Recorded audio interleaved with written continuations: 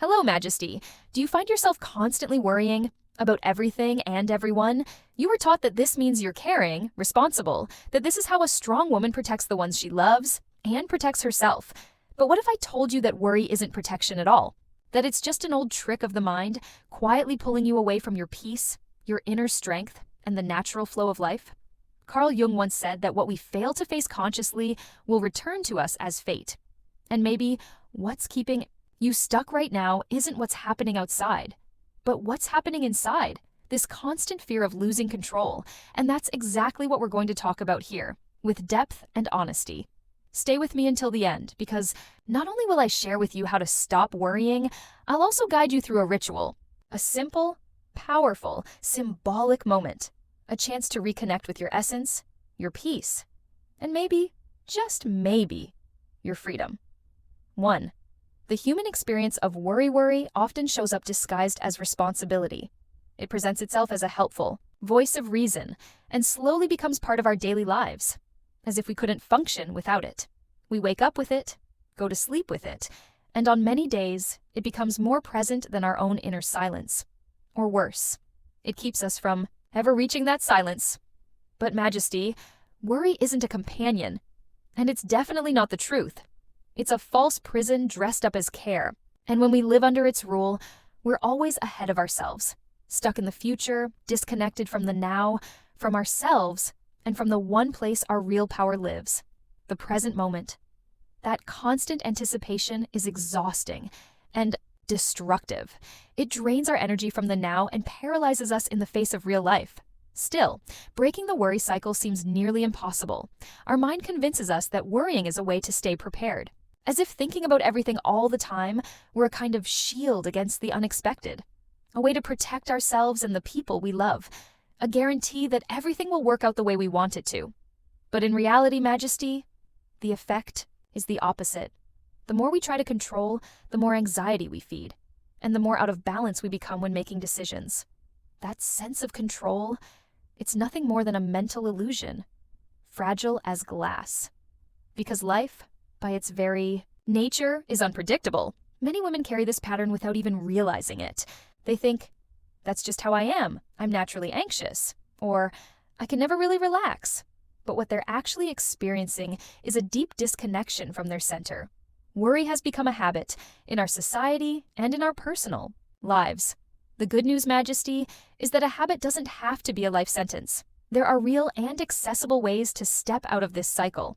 And the very first step is understanding what worry is truly trying to hide. The answer is almost always somewhere you'd never expect. 2. The illusion of worry. Carl Jung saw worry as a powerful mental illusion. According to him, the mind creates frightening future scenarios because it innocently believes that doing so will keep us safe. But that protection is false. Worry doesn't solve real problems. It only drains our vital energy. It's a never-ending effort that leads nowhere. It doesn't bring clarity. It doesn't bring peace. It only feeds a cycle of anxiety that starts again every day without rest. At the root of it all is the ego, desperately trying to stay in control. The ego craves absolute safety. It wants guarantees, predictions, certainty. It doesn't like surprises and sees the unknown as a threat. So, to feel in control, it makes up stories. It creates assumptions, imagines disasters, dramatizes situations that haven't even happened. It uses fear as a shield. But in the process, it disconnects us from real life and from the intuitive wisdom that lives within us. And the more we try to control things, the further we move away from the natural flow of life, from our intuition, from that quiet spiritual knowing that lives in the body, in the senses, in the present. Jung said that when we get stuck in the mental cycle of worry, we lose touch with our true essence, with the authentic, wise woman we are by nature. The result is obvious: insecurity, anxiety, and a constant feeling of being disconnected. Because, Majesty, the more we listen to the loud, repetitive voice of worry, the harder it becomes to hear the soft, clear, grounded voice of our soul. Want a real-life example? How many times have you suffered ahead of time over something that never even happened? How many nights have you lost sleep, your heart racing, over thoughts that existed only in your mind? That's proof that worry is an internal game, not an external truth. Jung believed that emotional freedom only begins when we face this illusion with full awareness. And that's exactly the kind of conscious awareness we're going to deepen now. Because underneath all your worry, Majesty, something important is waiting to be seen. 3. The hidden root of worry. Carl Jung taught that everything we avoid looking at directly gains power in the unconscious.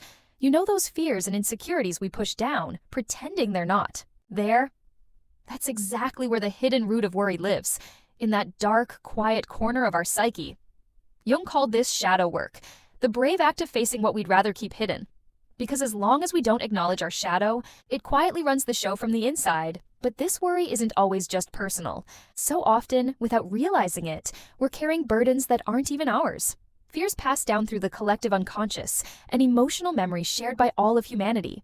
Jung believed that we inherit patterns of scarcity, rejection, unworthiness, insecurity, and more that repeat themselves across generations. Maybe you feel afraid of not having enough money, or of not being loved, or of being left behind. Even though your own life hasn't given you a clear reason to feel that way, that's because the fear may not have started with you, but it can end with you. Jung's invitation is clear: to bring those hidden parts, whether personal or collective, into the light of awareness. It's not easy, Majesty, but it is deeply freeing.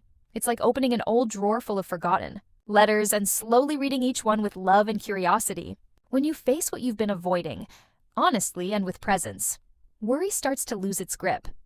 But before we talk about how to do that in practice, you need to understand the cost of keeping those inner drawers closed, because that cost might be much higher than you think, and you might be paying it right now without even realizing it. 4. The harmful effects of worry. According to Carl Jung, worry isn't just exhausting, it's destructive. Over time, constant anxiety drains our vital energy. And it doesn't just affect the mind, it wears down the body and spirit too. Who hasn't felt a tight chest, mysterious body aches, or that deep chronic fatigue no doctor can explain? These are clear signs that something inside us is out of balance, and often that something is our need to control everything and everyone. When the ego takes over and we try to control every little detail of life, we lose touch with synchronicity, that invisible intelligence that arranges events with a kind of wisdom the mind can't fully grasp. Jung said the more we try to control, the less we trust. And the less we trust, the further we drift from our intuition. The result? Tension, frustration, fear, confusion. Even the simplest things feel heavy, because we stop listening to the heart and start living driven by panic, predictions, and pressure. And from a spiritual perspective, Majesty, resisting the natural flow of life means blocking your own creative energy, your ability to manifest. Every time we deny a challenge, avoid a change, or refuse to trust what we cannot see, we're telling the universe, I don't trust you. And that kind of inner resistance disconnects us from abundance, from ease, from the freedom to be our authentic selves. But when we let go of control and trust the wisdom of life, we make space for miracles, for those meaningful coincidences that aren't coincidences at all. That's synchronicity in action. That's how life takes care of us, but only when we allow it to. In practice, living in constant worry means living without space for joy, for softness, for real pleasure. It's being physically present, but spiritually absent. A woman caught in the trap of worry is always somewhere else, in the future, or in a past she can't change. And so, life keeps slipping by, unlived, lost in a mental loop. But that can change. And it will, Majesty. There's a powerful way out of this cycle, and I'm going to show you. 5. The antidote to worry. Carl Jung once said, what you resist persists. That's why true emotional freedom begins when we stop fighting life and start trusting it. Sounds simple, right? But let's be honest, trusting isn't easy. It takes presence, courage, and a deep willingness to let go of that old habit of trying to plan every step ahead. It's about giving space for life to guide us too. The practice of presence, what we call mindfulness, teaches us to live fully in the moment. Want a simple example? The next time worry starts creeping in, just stop. Breathe slowly and with intention. Feel the air coming in and going out. Do this 3 or 4 times. Then quietly say to yourself, in this moment, I am safe. That alone helps dissolve anxious thoughts and brings you back into the now. And the now, Majesty, is the only place where your real power exists. The present is where strength lives. Another essential part of presence is learning to observe your thoughts without identifying with them. It's simple, but deeply transformative. When you realize that worry is just a thought, not an absolute truth, it starts losing its grip. Instead of getting swept up by the mind, you step into the role of the observer, clear, grounded, present, but not attached. That alone begins to change everything. Because most anxious thoughts aren't born in the present, they come from imagination. And when you observe without reacting, you start dissolving the cycle. Now let's go deeper. We've talked about trusting life, but that's not enough. You also have to trust yourself. Worry begins to fade the moment you truly believe you can handle whatever comes your way. It's that strong inner voice that says, "I've got this." Jung taught that this strength comes from contact with the self, that wise, intuitive center within us. When you listen to yourself honestly, honor your limits, embrace your emotions, and act with integrity, you build real confidence. And a woman who trusts herself doesn't need to obsess over tomorrow. Another path Jung spoke of is conscious surrender. And no, it doesn't mean giving up. It means letting go of control with trust. It's recognizing that life has its own sacred wisdom, and you are connected to it. Surrendering is keeping your heart open even when you don't have all the answers. It's knowing when to act and when to pause. It's trusting that this flow of life isn't chaos. It's sacred rhythm. And when we align with that rhythm, we open ourselves to synchronicity. Signs, connections, solutions that appear when we stop forcing and start flowing. That's the surrender that brings us back home, back to our center. 6. The woman who returns to her center majesty. There's a woman inside you who already knows how to reconnect with inner peace. Carl Jung called this process individuation, a conscious return to your true self. It's not about becoming someone new. It's about coming home, remembering the woman you were always meant to be, the one who exists beneath all the masks, beyond the demands of the world, under every layer you built just to stay safe. When you return to your center, everything starts to shift, and at the same time, everything finds its place. Decisions feel lighter, your heart softens, and the challenges that once felt like monsters, they begin to look more like teachers, gifts in disguise. Worry begins to dissolve naturally because the woman who's rooted in her center no longer needs to control the world around her. She trusts. She trusts life. She trusts her intuition. She trusts herself. She knows everything unfolds as it should, and that she'll have the strength and wisdom to meet whatever comes her way. Want a simple way to begin that return today, Majesty? Set aside a few minutes just for stillness. No social media, no noise, no distractions. Just you and you. Light a candle, play soft music, write in a journal, honestly, without judgment, about how you feel right now. These small rituals strengthen your presence, restore your inner alignment, and slowly bring you back into your own body, your own timing, your own truth. And now, it's time to seal that reconnection. I invite you into a ritual. Simple, powerful, and deeply symbolic. 7. The ritual. Let's take a powerful step together toward your emotional freedom. I want you to join me in a short ritual. Simple, yet deeply powerful. When I say now, you'll gently close your eyes and take 3 deep breaths.